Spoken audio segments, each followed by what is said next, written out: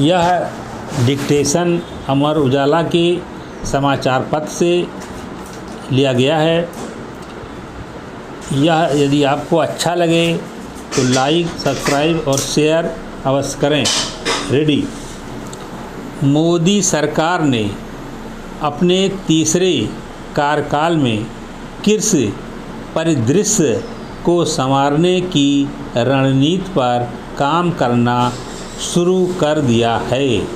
18 जून को किसानों के खातों में पीएम किसान सम्मान निधि की 17वीं किस्त भेजी तो 19 जून को खरीफ फसलों के न्यूनतम समर्थन मूल्य MSP ब्रैकेट बंद को बढ़ाया है। हालांकि नई सरकार के सामने कृषि, ग्रामीण विकास, खाद्य वस्तुओं की महंगाई, घटी हुई कृषि विकास दर, गेहूं भंडारण में कमी, खाद्यान्न उत्पादन बढ़ाने और खाद्य उत्पादों की बर्बादी रोकने और किसानों के असंतोष की चुनौतियां दिखाई दे रही हैं। पैरा। वित्त वर्ष 2023-24 में देश की विकास दर 8.2% रही। वहीं कृषि विकास दर महज 1.4% ही रही है। वर्ष 2023-24 में 3,280 लाख टन उत्पादित खाद्यान्न इसके पूर्ववर्ती वर्ष के रिकॉर्ड 3,290 लाख टन से कम है। एक साल में गेहूं की कीमतें 8-10% बढ़ी हैं। अप्रैल 2024 में देश के गोदामों में गेहूं का भंडार घटकर 75 लाख टन रह गया है, जो पिछले 16 साल में भंडारण का सबसे निचला स्तर है। सरकार 1 जून 2024 तक करीब 266 लाख टन गेहूं खरीद चुकी है, लेकिन लक्ष्य 372 लाख टन है। ऐसे में गेहूं आयात की स्थिति निर्मित हो रही है। पैरा। खाद्य वस्तुओं की ऊंची दर आम आदमी की बड़ी चिंता बन गई है। यद्यपि मई 2024 में खुदरा महंगाई दर 4.75% के साथ पिछले 12 माह के निचले स्तर पर पहुंच गई है, लेकिन खाद्य वस्तुओं की महंगाई दर 8.69% की ऊंचाई पर स्थित है। निस्संदेह कृषि एवं ग्रामीण विकास की विभिन्न चिंताओं के मद्देनज़र ही प्रधानमंत्री मोदी ने पदभार संभालने के बाद अपना सबसे पहला कदम किसान कल्याण और कृषि क्षेत्र की प्रतिबद्धता की डगर पर आगे बढ़ाया है। पैरा। भारतीय मौसम विज्ञान विभाग ब्रैकेट में IMD ब्रैकेट बंद का अनुमान है कि इस वर्ष मानसून अच्छा रहेगा। यह नई सरकार के लिए अच्छा संकेत है। प्रमुख मौसम एजेंसी स्काईमेट और भारतीय रिजर्व बैंक ब्रैकेट में RBI ब्रैकेट बंद के द्वारा कहा गया है कि इस वर्ष दक्षिण पश्चिम मानसून के अच्छे रहने से कृषि गतिविधियों में तेजी आएगी। स्टेट बैंक ऑफ इंडिया के अनुसंधान विभाग के मुताबिक अच्छे मानसून से दाल, तिलहन, अनाज का उत्पादन बढ़ेगा और इनकी कीमतें कम होंगी। पैरा। महंगाई के प्रबंधन के लिहाज से खाद्य उत्पादन में वृद्धि के साथ साथ खाद्य उपजों की बर्बादी रोकने से महंगाई पर अंकुश लगेगा। संयुक्त राष्ट्र के खाद्य एवं कृषि संगठन ब्रैकेट में FAO ब्रैकेट बंद के खाद्य फसलों की बर्बादी संबंधी आंकड़ों के अनुसार भारत में हर साल करीब 15% खाद्य उत्पादन नष्ट हो जाता है। इतनी ही बर्बादी फल और सब्जियों की होती है। कृषि भंडारण के बुनियादी ढांचे में सुधार से कृषि उपज बर्बादी को कम करने में मदद मिल सकती है। देश की अधिक शीत भंडार गृह और परिशीतन सुविधाओं की दिशा में आगे बढ़ना होगा। समाप्त।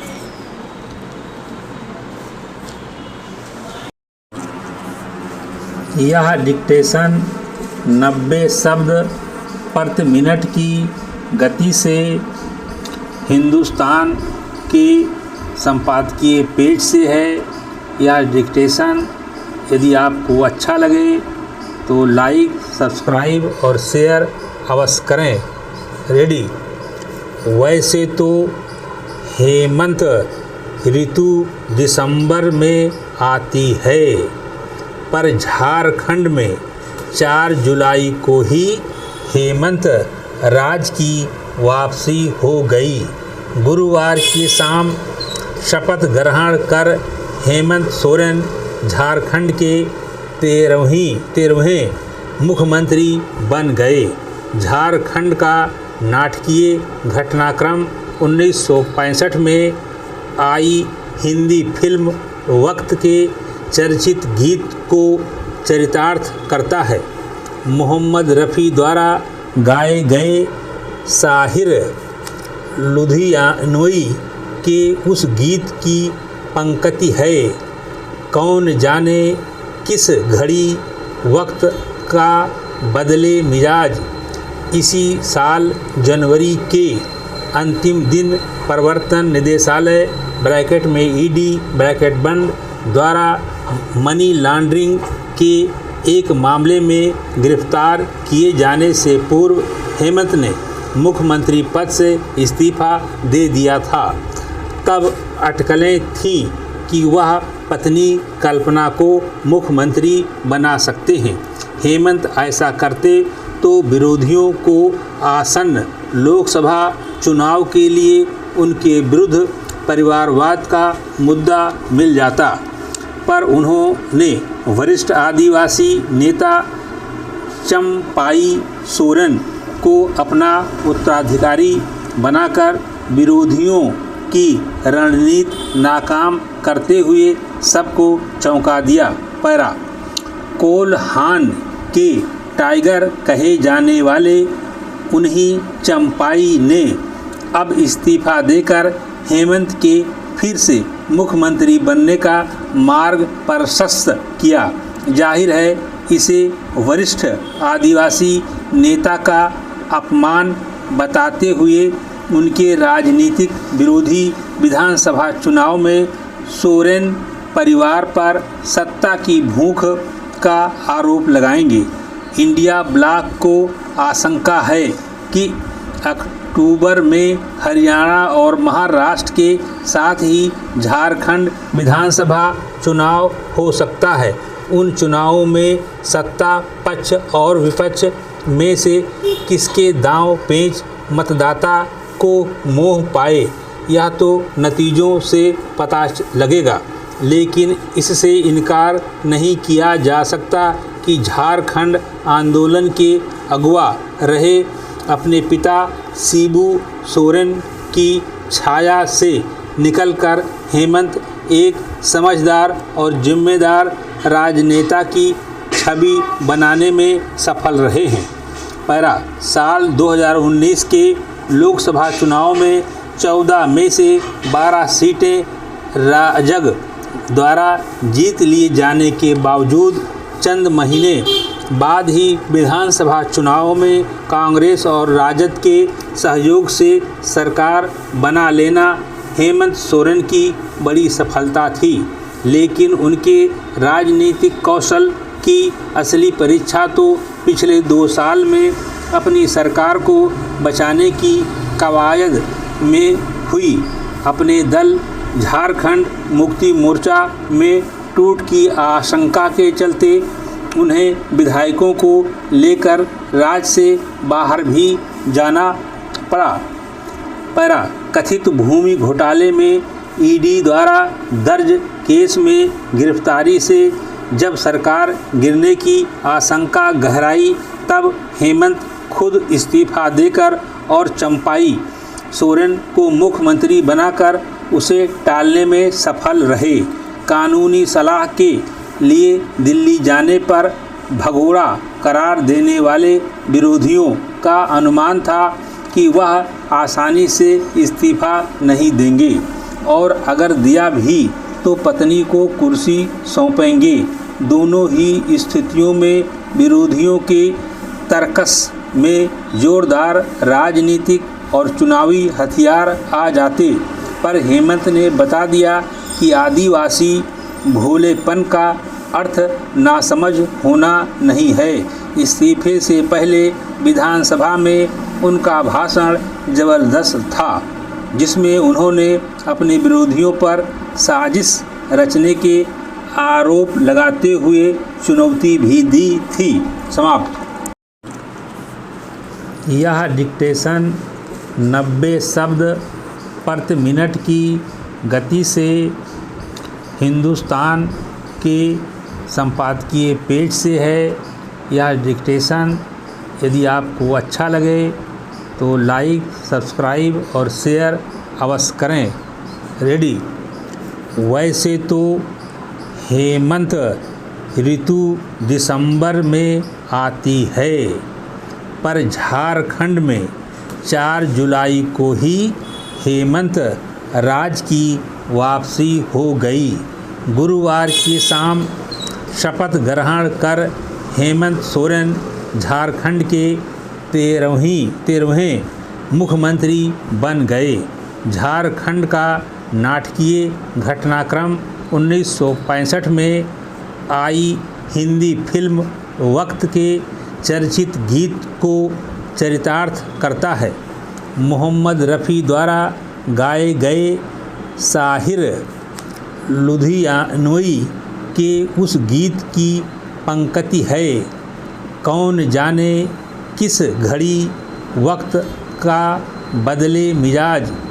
इसी साल जनवरी के अंतिम दिन प्रवर्तन निदेशालय ब्रैकेट में ईडी ब्रैकेट बंद द्वारा मनी लॉन्ड्रिंग के एक मामले में गिरफ्तार किए जाने से पूर्व हेमंत ने मुख्यमंत्री पद से इस्तीफा दे दिया था।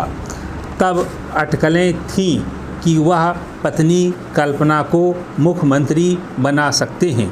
हेमंत ऐसा करते तो विरोधियों को आसन्न लोकसभा चुनाव के लिए उनके विरुद्ध परिवारवाद का मुद्दा मिल जाता, पर उन्होंने वरिष्ठ आदिवासी नेता चंपाई सोरेन को अपना उत्तराधिकारी बनाकर विरोधियों की रणनीति नाकाम करते हुए सबको चौंका दिया।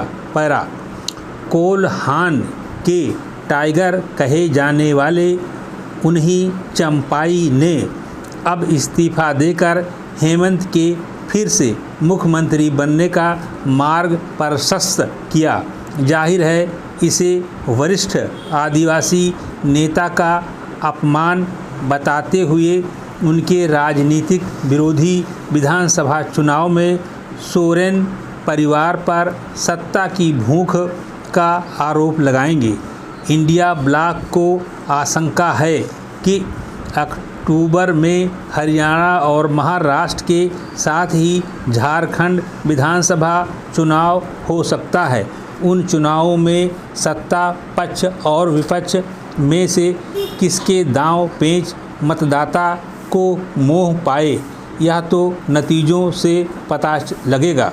लेकिन इससे इनकार नहीं किया जा सकता कि झारखंड आंदोलन के अगुवा रहे अपने पिता शिबू सोरेन की छाया से निकलकर हेमंत एक समझदार और जिम्मेदार राजनेता की छवि बनाने में सफल रहे हैं। पैरा साल 2019 के लोकसभा चुनाव में 14 में से 12 सीटें राजग द्वारा जीत लिए जाने के बावजूद चंद महीने बाद ही विधानसभा चुनाव में कांग्रेस और राजद के सहयोग से सरकार बना लेना हेमंत सोरेन की बड़ी सफलता थी।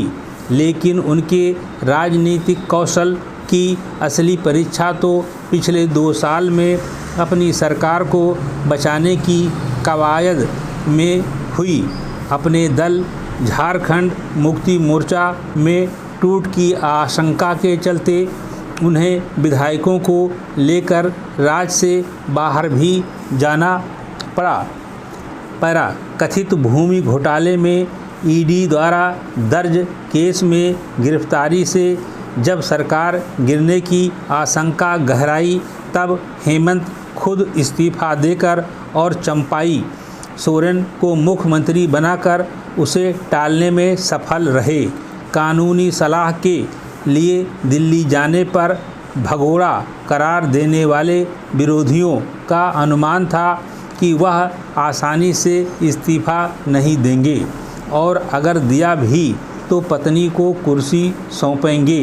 दोनों ही स्थितियों में विरोधियों के तर्कस में जोरदार राजनीतिक और चुनावी हथियार आ जाते, पर हेमंत ने बता दिया कि आदिवासी भोलेपन का अर्थ नासमझ होना नहीं है। इस्तीफे से पहले विधानसभा में उनका भाषण ज़बरदस्त था, जिसमें उन्होंने अपने विरोधियों पर साजिश रचने के आरोप लगाते हुए चुनौती भी दी थी। समाप्त। यह डिक्टेशन अमर उजाला समाचार पत्र से लिया गया है। यह यदि आपको अच्छा लगे तो लाइक, सब्सक्राइब और शेयर अवश्य करें। रेडी। पिछले 2 वर्षों के दौरान प्रौद्योगिकी की कहानी में कृत्रिम बुद्धिमत्ता ब्रैकेट में AI ब्रैकेट बंद और इससे उत्पन्न उत्साह एवं व्यवधान का बोलबाला रहा है।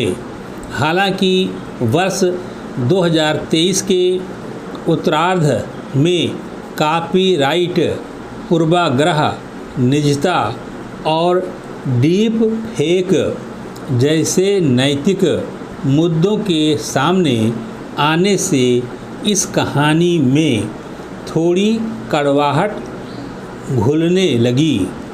दुनिया के अधिकांश लोकतंत्रों में या तो चुनाव हो चुके हैं या होने वाले हैं, इसलिए 2024 में AI की पहली प्रमुख नैतिक परीक्षा होगी कि वह लोकतंत्र की मदद करेगा या उसे नष्ट कर देगा।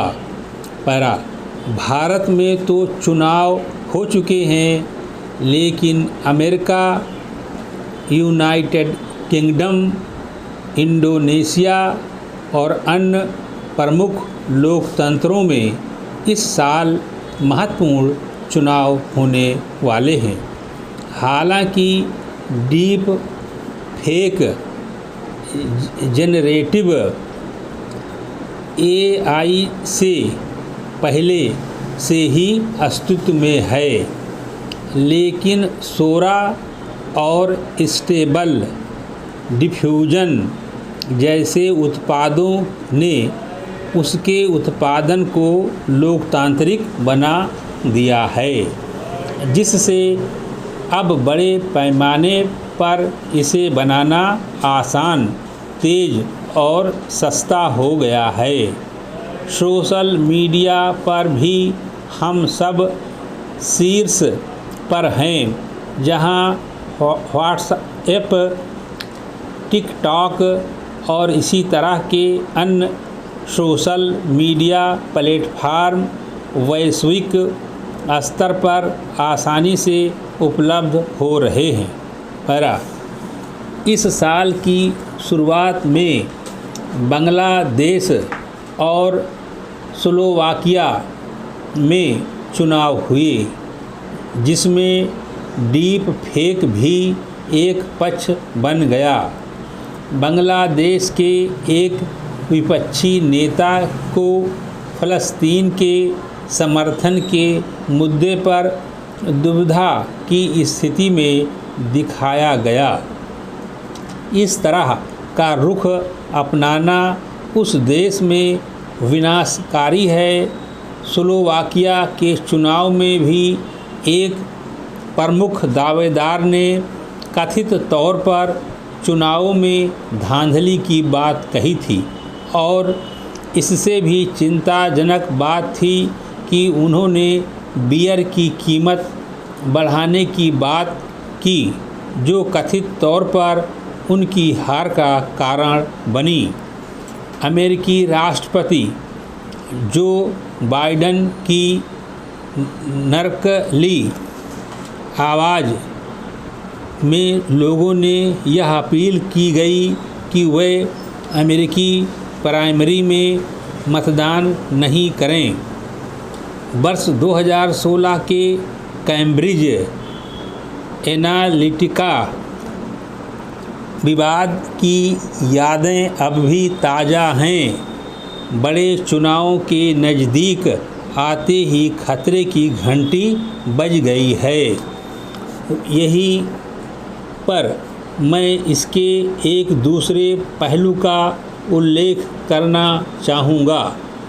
ज़रा पाकिस्तान को देखिए, वहाँ भी इसी वर्ष की शुरुआत में चुनाव हुए। वहाँ के पूर्व प्रधानमंत्री इमरान खान जेल में थे। उनकी पार्टी का चुनाव चिन्ह छीन लिया गया और उनके कुछ उम्मीदवारों को धमकाया गया और कुछ को जेल में भी डाल दिया गया। हालांकि अंततः दूसरी पार्टियों की जीत की घोषणा की गई, लेकिन ज़्यादातर खबरें दावा करती हैं कि भारी धांधली और हेराफेरी के बावजूद इमरान खान की पार्टी ने अच्छी सफलता पाई।